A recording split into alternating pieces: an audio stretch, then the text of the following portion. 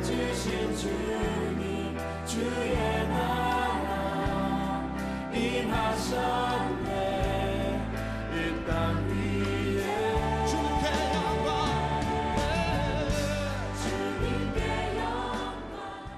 인간은 언제나 세 가지 관계 속에서 살아갑니다.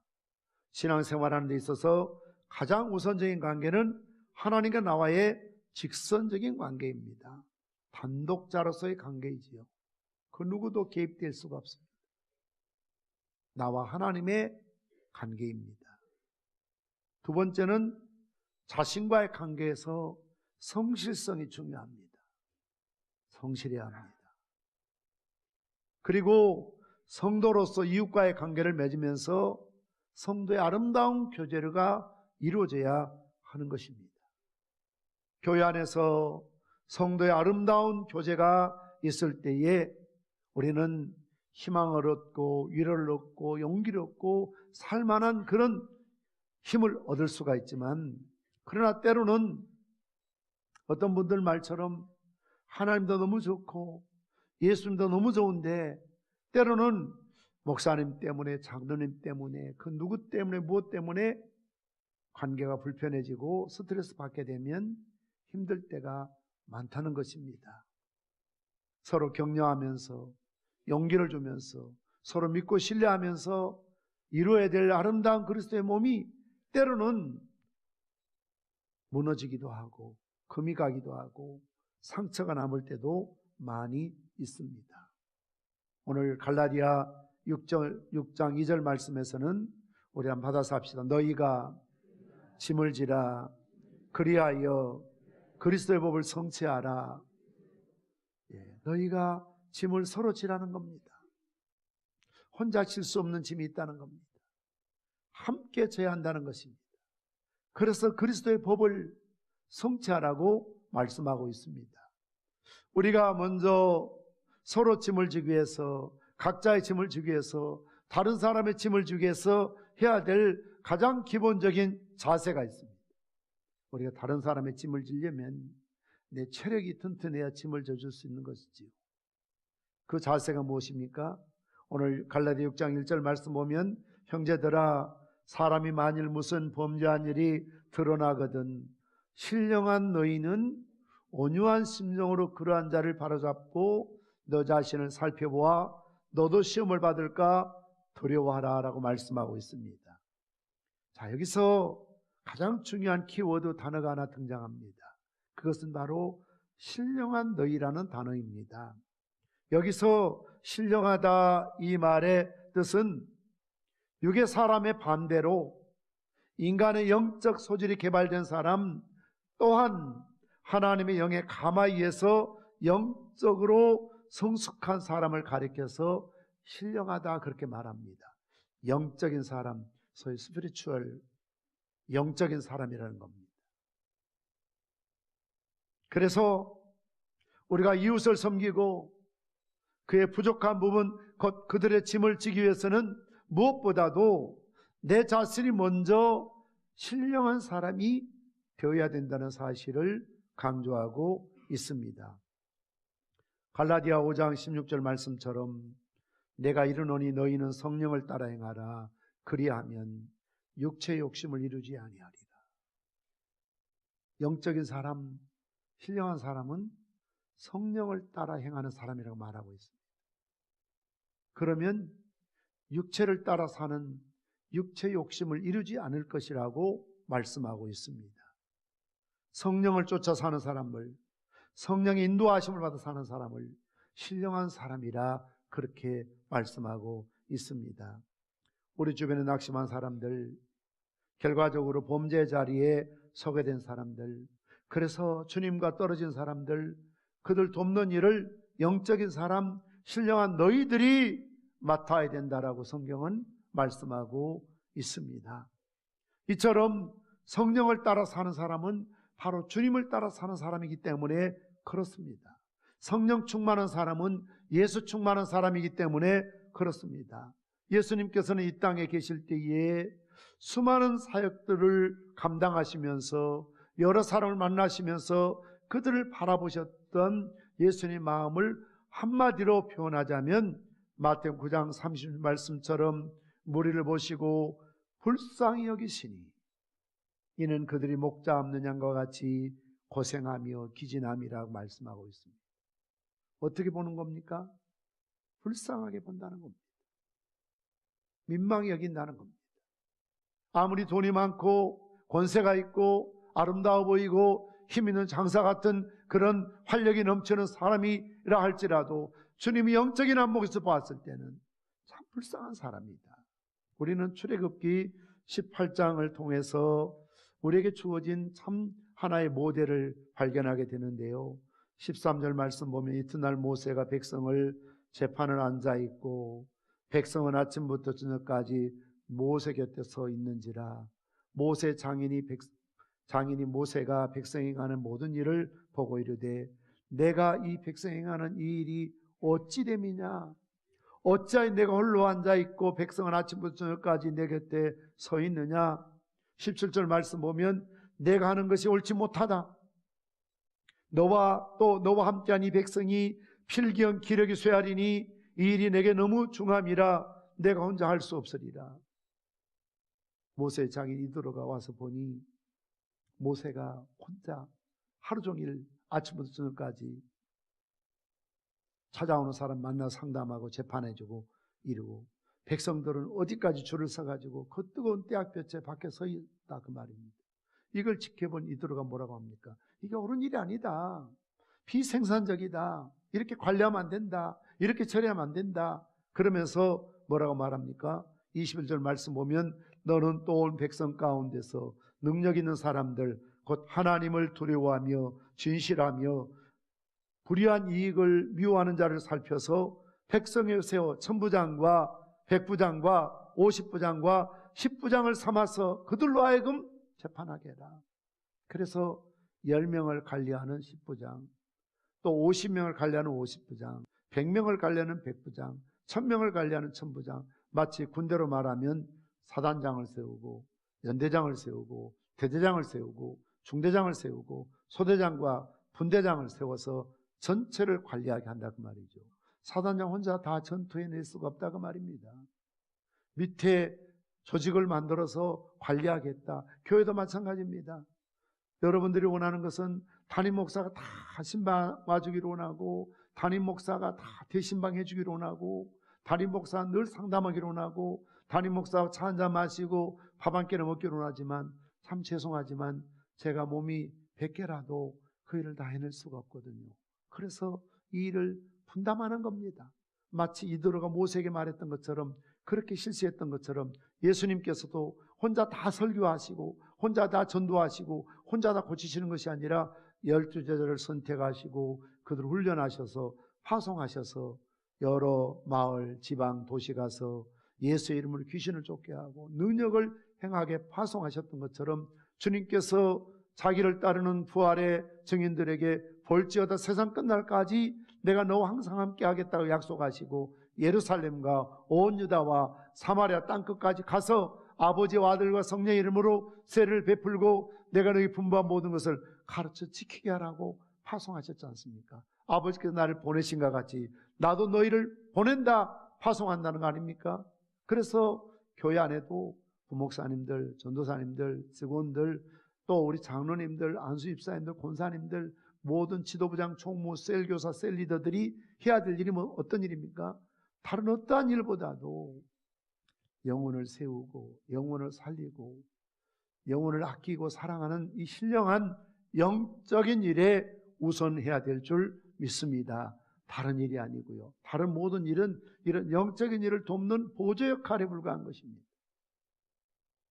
영혼을 사랑하는 마음, 구령에 대한 영혼에 대한 갈급함이 있어야 합니다. 애정이 있어야 합니다. 관심이 있어야 합니다.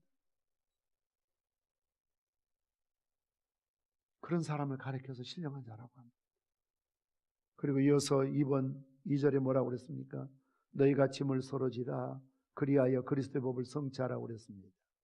이런 신령한 사람이 그리고 해야 될 일은 서로 짐을 져서 그리스도의 법을 성취하라고 말씀하고 있습니다. 심리학자들에 의하면 사람들은 누구나 상대방에 대해서 세 가지 원하는 것이 있다고 합니다. 첫째는 자기를 이해해 주길 바란다고 합니다. 남편이 나를 이해해 주고, 아내가 나를 이해해 주고, 부모가 나를 이해해 주고, 자식이 나를 이해해 주고, 그리고 목사님이 나를 이해해 주고, 상대방이 나를 이해해 주길 바라는 그런 심리적인 마음이 누구에게나 있다는 것이죠. 그래서 여러분들이 정말 내가 이해받기를 원하는 것처럼 여러분의 남편을 좀 이해해 주시고요, 여러분의 아내를 이해해 주시고, 또 여러분의 목사님을 이해하시고, 장로님과 교회 지도자들을 여러분들이 좀 이해해야 됩니다. 나만 이해받기 원해서는 안 된다는 것이죠. 두 번째는 믿어주기를 바라는 마음이라는 것입니다. 남편이 나를 믿어주고, 아내가 나를 믿어주고, 좀 신뢰관계가 있어야 한다는 거죠. 우리가 하나님 믿는다, 예수 믿는다, 믿음이라는 단어가 얼마나 중요합니까? 하나님 믿는 그 마음, 예수 믿는 그 마음, 성령 믿는 그 마음으로 믿어야 될 사람은 사람도 믿어야 되는 것이죠. 어떤 분들은 믿음이 좋다고, 하나님 믿는다고, 예수 믿는다고, 성경 믿는다는데 목사도 못 믿고, 장로도 못 믿고, 누구도 못 믿고, 심지어 남편도 못 믿겠고, 아내도 못 믿겠고, 자식도 못 믿겠고, 세상에 믿을 사람 아무도 없다. 믿을 사람이라고 합니까? 믿을 노자에다 미음자 붙여갖고, 믿을 노 무슨 하나도 없다. 또 너자에다 니은자 붙여갖고 아무도 없다. 그렇잖아요. 불신이죠. 이 땅에 살아가면서 제일 기분 나쁘고 불쾌한 일이 뭔 줄 아십니까? 의심받는 일입니다. 불신당하는 일이죠. 의심으로 시작해서 의심으로 끝나는 사람들도 있더라고요. 그리고 그런 의심을 받는 사람이 이보다 더 힘든 일이 없고 괴로운 일이 없고 지친 일이 없지. 못 믿겠다는데 어떻게 이야기합니까? 뭘 말합니까? 신뢰가 안 됐는데. 여러분들이 그런 의심을 받아보십시오. 누가 나를 믿어달라고, 인정해달라고 말하는 것도 중요하지만 여러분들이 남을 믿어줘야 된다니까. 인정해줘야 된다니까. 세 번째 심리적인 것은 덮어주기를 바란다고 합니다.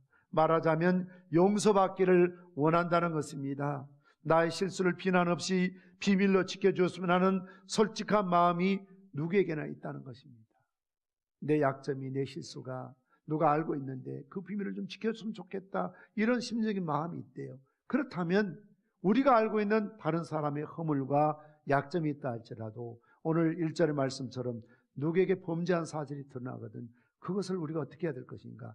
신령한 너희는 온유한 마음으로 받아라.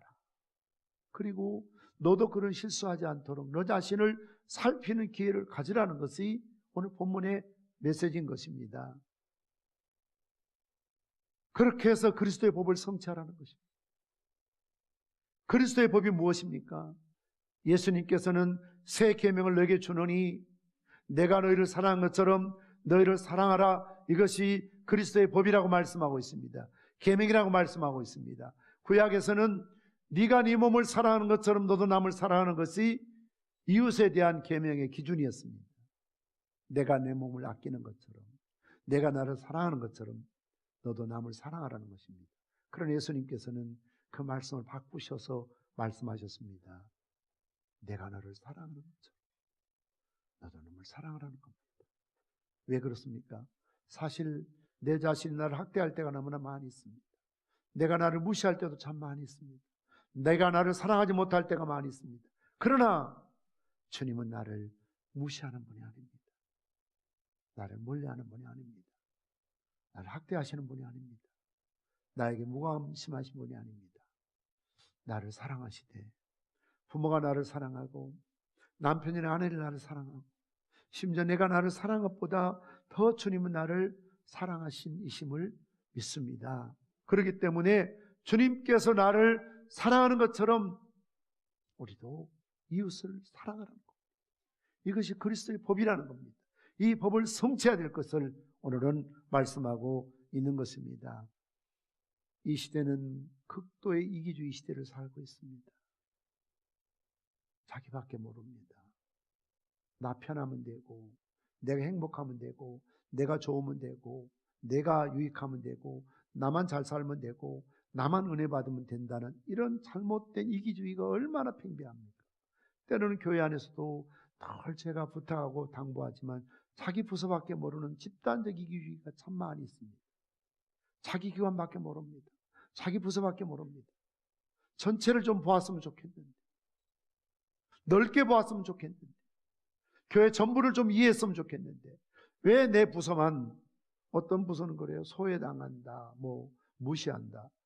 어떤 부서를 무시하겠습니까? 우리 몸이고 가족인데 집안에 누구를 무시하겠습니까? 어떤 부서를 소외하겠습니까? 하나 된 가족이고 하나 된 공동체고 정말 소중한 기관들이고 지체들이고 영혼들 아닙니까? 그런데 거기에 누구를 무시하겠습니까? 이런 집단적인 이기주의, 자기밖에 모르는 이런 잘못된 생각들을 버려야 된다는 것입니다. 우리는 이웃을 회복시켜야 되는데요. 살려야 되는데요. 상한 영혼들, 지친 영혼들, 믿음 없는 사람들을 우리가 자꾸 용기를 주고 믿음을 갖도록 도와주고 기도해주고 관심해서 살리는 피스메이커가 돼야 되거든요. 시편 120편 2절 3절 말씀 보면 여호와여 거짓된 입술과 속이는 혀에서 내 생명을 건져주소서. 너 속이는 혀여 무엇을 내게 주며 무엇을 내게 더할꼬 장사의 날카로운 화살과 노된 나무 숯불 이리로다. 거짓된 입술, 속이는 여, 생명을 죽이는 주범이지. 여러분들이 가정에서나 교회에서 그동안 인생을 살아오면서 저는 목회하면서 가장 힘든 게 뭔지랍니까? 춥고 배고픈 게 아닙니다. 말, 근거도 없는 말, 소설 같은 이야기들, 말들이 이게 뭡니까? 거짓된 입술, 속이는 혀에서 소위 깊게 가면 사단의 역사죠. 마귀가 그렇게 해서 충동해서 거짓말시키는 거죠. 선악과를 바라보았을 때 사단이 하와에게 뭐라고 말합니까? 거짓말합니다. 먹지 말라더냐? 거짓말하는 거죠. 먹어도 죽지 않을 것이다. 거짓말하는 거죠. 예수님께 찾아와서 거짓말하죠. 선악을 보여주면 내게 경배하면 다 주겠다. 지가 줄 수 없는 거죠. 사단은 거짓의 영이거든요. 그래서 늘 거짓말하고 속이는 것이 사단의 역사입니다. 너 속이는 혀여 무엇을 내게 주며 무엇을 내게 더할꼬 장사의 날카로운 화살과 노든 나무 숯불이로 하나님 무서운 심판이 있을 것임을 경고하고 있는 것을 볼 수가 있습니다. 우리는 이웃을 회복자로서의 도와줘야지 정죄자가 되어서는 결코 안 된다는 겁니다. 우리가 짐을 함께 져줘야지 무거운 짐들을 그냥 거기다 떠넘기면 안 돼요. 교회 안에서 성도의 교조 속에서 가장 문제가 말에서 나오기 때문에 그러는 것입니다.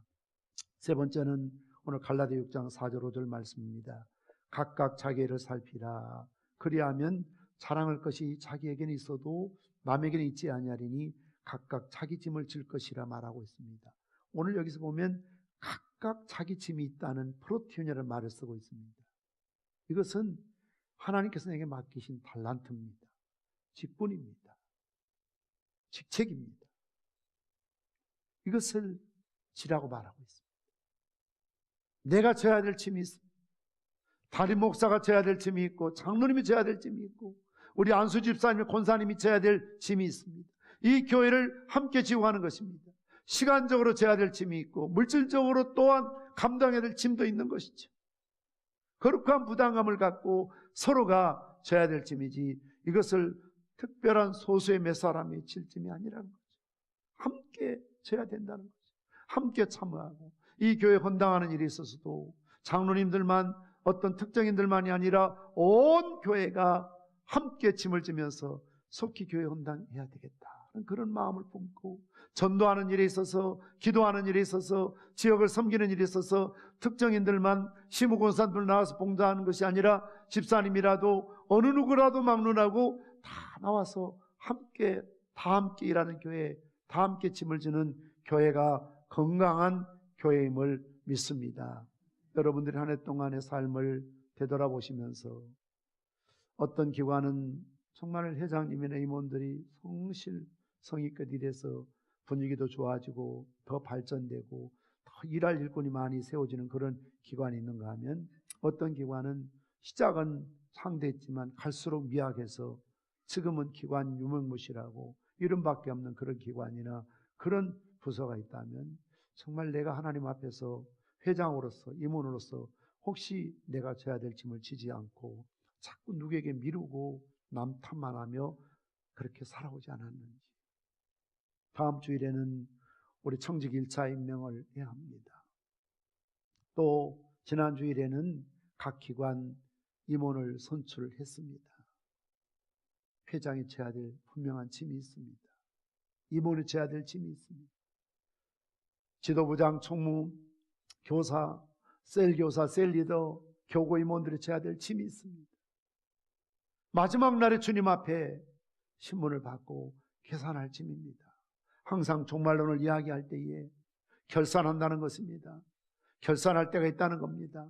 마치 임금이 5달란트, 2달란트 한 달 주고 먼 타국에 갔다가 반드시 돌아오게 되고 돌아오면 셈할 때가 있다는 겁니다. 결산할 때가 있다는 겁니다. 하나님께서 우리를 충성히 여기셔서 각양 직분과 사명을 맡기셨는데 내가 져야 될 짐을 지지 않고 그것을 땅에 묻어두었던 1달란트 받은 자처럼 회장이 아무것도 하지 않고 본도 보이지 못하고 일할 때 나서지도 않고 어떤 일이 있을 때 꼭 와야 될 사람들이, 참석해야 될 사람들이 나 한 사람쯤 이런 아니한 생각으로 짐을 벗어던지고 그 자리에 참여하지 않는다면 직무유기한 거죠.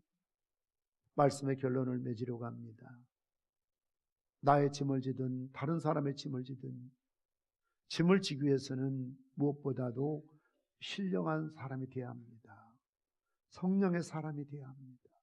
그리고 다른 사람의 짐을 지라고 말하고 있습니다. 그리고 내가 져야 될 짐을 각자의 짐을 또한 지라고 말하고 있습니다. R.A. 토레이 박사는 그의 전기에서 자주 이런 고백을 했습니다. 아침에 일어나서 제일 먼저 이 기도를 한다고 합니다. 하나님, 오늘도 나를 성령 충만하게 도와주십시오. 성령 충만 없이 하루길을 걷는 것은 두렵습니다. 그러면서 그는 종종 이렇게 말했다고 합니다. 성령 충만하다고 느끼지 않을 때에는 나는 말을 조심한다. 성령 충만하지 않을 때 내가 하는 말은 종종 실수일 수가 있고 실언일 수가 있다. 이웃들에게 상처를 입힐 수 있기 때문이다. 성령 충만하다고 느끼지 않을 때는 나는 중요한 결정을 유보한다. 성령 충만하지 않고 결정할 때 종종 내 결정은 잘못될 수 있고 믿지 않는 사람과 똑같이 이기적인 결정을 할 수 있기 때문이다. 그래서 나는 나를 책망하시는 성령 충만을 사모한다. 목이 타도록 사모한다. 목마른 사슴처럼 사모한다. 성령 충만을 구한다 라고 말하고 있습니다. 신령한 사람은 성령을 따라 사는 사람입니다. 성령 충만한 사람이 다른 사람의 짐을 져줄 수가 있고 내게 맡겨진 내 짐도 질 수가 있습니다. 성령 충만하시는 신령한 여러분 되시기를 주님의 이름으로 축원합니다.